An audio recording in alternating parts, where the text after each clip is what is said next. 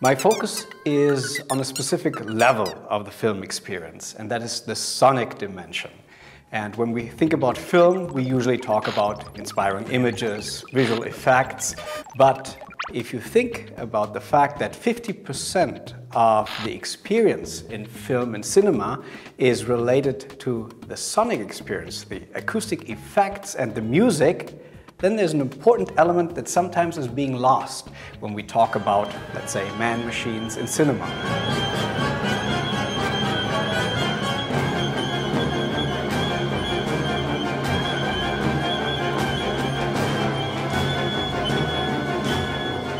Films have never been silent.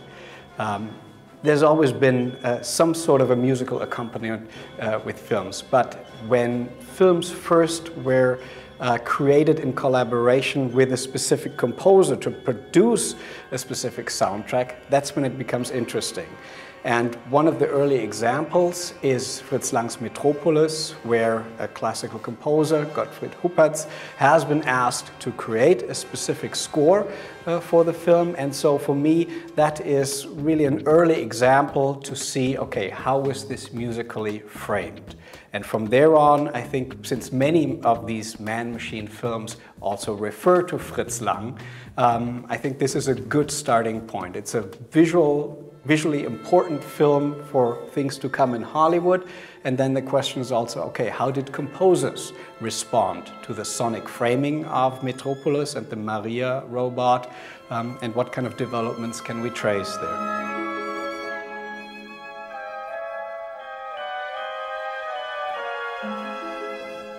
Does Hollywood, so to say, shape the perspective of the audience of things to come, how we might envision our future interaction with non-human others? And is this then a utopia, something connoted in a positive sense, or is it a dystopia? And I think music, if we think that music is not only an echo of our civilization, but also an emotional cue for things to come, then it is interesting to look at how Hollywood, which is closely related to Silicon Valley, and where financial issues are being discussed, going back and forth with consumer culture, to what degree does Hollywood perhaps have a specific interest of shaping the future of the human and non-human encounter?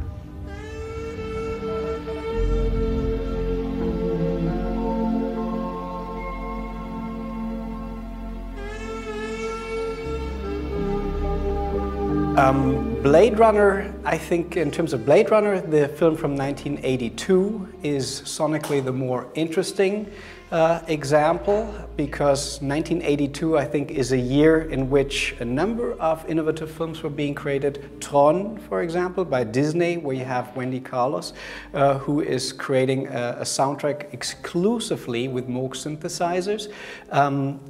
Vangelis, the composer of Blade Runner, chooses a different musical framework. He's using ambient sounds together with piano sounds and saxophones.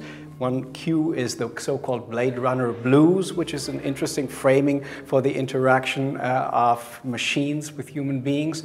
And one of the most innovative recent soundtracks, I think, is the HBO Westworld series, where you have player pianos who play an important role.